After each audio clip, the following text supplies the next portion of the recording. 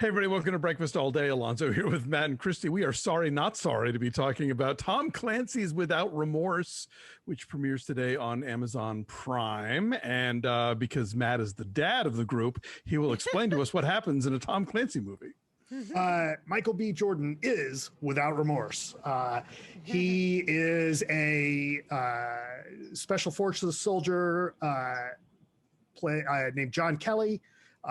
And he and his group, his team, are in Aleppo, ideally, or so they've been told, to rescue a diplomat. But it turns out that where they've gone is someplace that the Russians have been selling arms out of or moving arms. They don't trust their CIA contact, played by Jamie Bell. But everything works out. You know, they manage to get out there and survive. And then the team members start to get picked off one by one, resulting in deaths very close to John Kelly, and he takes his bloody revenge for the rest of the movie. This is okay. It's fine. Like, it's, you know, it kind of does exactly what you're expecting. It's one of those things that, like, you know, this is and I've talked about movies like this before. This is an absolutely, like, mid-2000s afternoon TNT movie. Like, that's exactly what this is. Something and that they, right? Or like the evenings, like Friday night Without Remorse, Saturday night Without Remorse, right? Like, you get, and it's just on all weekend and fine. You know, Michael. It does feel like a relic of an earlier age. It does. I think the action's pretty solidly staged. Michael B. Jordan can you know, obviously he can step up and do really good action, but he does bring some depth, a little bit of depth to this character. You know, because of the laws of economy of casting, the minute you see certain people, you're like, well, okay. Although I will say there is one prominent actor in this movie who has such a seemingly throwaway role. I thought, oh, well, maybe he's in on the conspiracy. And then at the end, like, oh, no, they just gave you a throwaway role. Okay, never mind then. Yeah, that's a good point. Yeah, no, Michael B. Jordan is the only reason to see this movie because, yeah, obviously, like, as far as the physical requirements of being an action hero, he's great at that.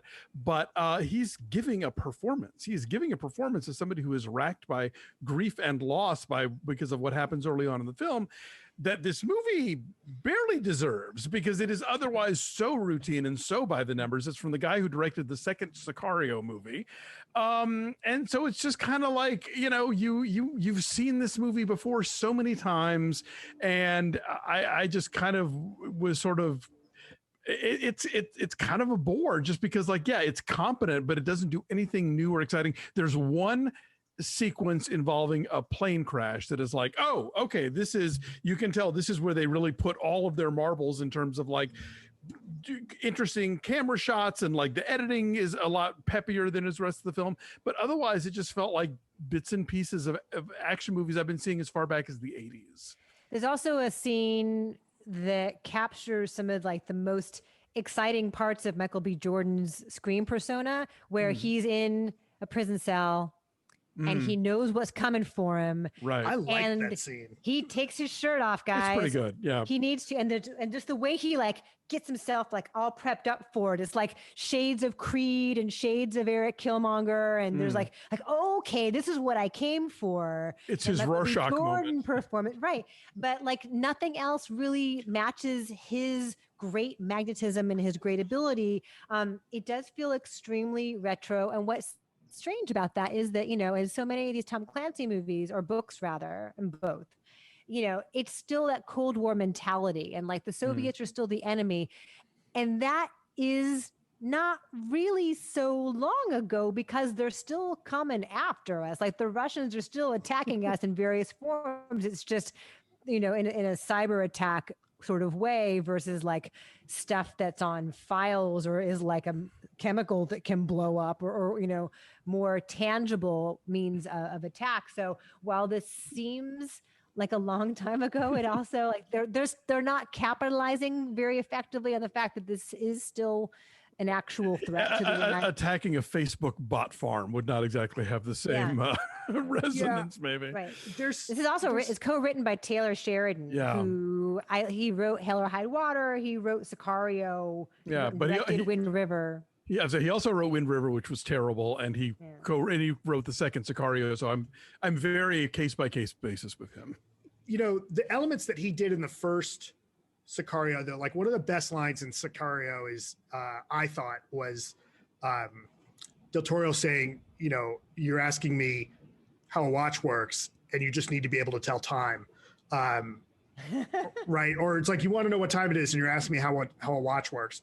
And there's a quiet competence to his character, and I feel like there's the potential this movie could have been really cool that way, you know, similar to like the first Bourne movie, where the character just knows what they're doing, and there's not a desperation to him, right? Like there's the scene where he, you know, and this is in the trailer, like when he lights the car on fire, like just this is the thing I'm doing, right? It's not John McClane like, oh shit, what am I gonna do? It's he's ready, he's gonna do stuff. But the movie doesn't quite rise to that occasion, and I think that the performances save it. I actually really like Jodie Turner-Smith in this. Yes, sure. As from Queen and Slim. Lieutenant. Yeah, I thought she was pretty cool in this, and I thought I would give another movie, you know, and there's shawarma, so. Well, this is the book that it's based on is the first of several, like, you know, John Kelly, John Clark, whatever novels. So I would give him. Have you guys read any of these shot. books? Do you know? I have not.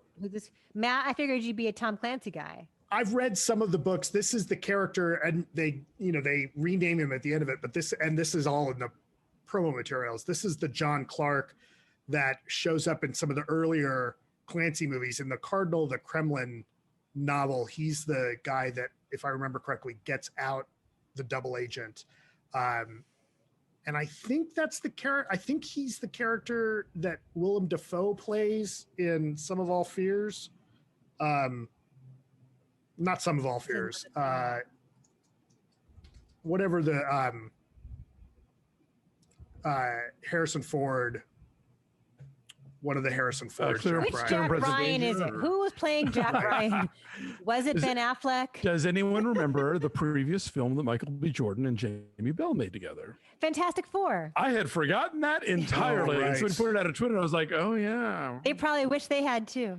You know what? I bet the fact that they met, you know, like I'm sure making it was what was more fun than watching it.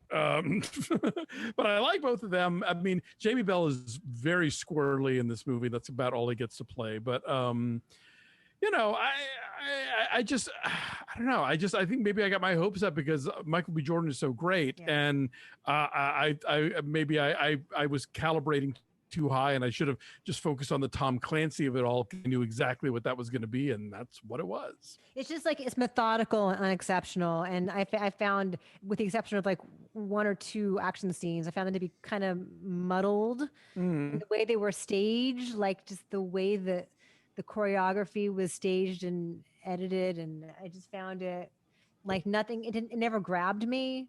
It was just very workmanlike. Yeah, like if you're gonna give me a tent pole at this point of this kind of material, like you got to do something to zazz it up, because otherwise this is just like release it directly to the airplanes. Otherwise, you know. Matt, you have I looked it up. The John Clark character is what Willem Dafoe played in a previous Jack Ryan movie, Clear and Present Danger. Well, interesting to go in a different direction casting wise and make him an African American character. That, you know, that's a cool choice. That's different. And to have someone with the charisma and the talent of Michael B. Jordan is a huge coup. Yeah, clearly they're hoping for a franchise here. I'm not sure I need a whole franchise. Also, Jodie Turner-Smith was in her second trimester of pregnancy when she made this movie. Wow. Yeah, with Joshua Jackson's baby. And I mean, it's not like you can really tailor those army uniforms to be more forgiving, but no. I would never have known. She's like 5'10". It wasn't like me where I was like, you know, all roundy and out front. Like I'm, you know, she's tall. Well, she's very good in this. I liked her. Lauren London has some good scenes, but it just, I don't know.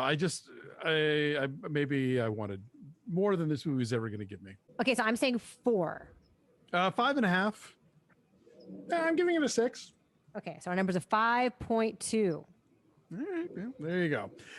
If you have a dad that you need to, distract for a couple hours, you can just park him in front of this. Thanks for watching.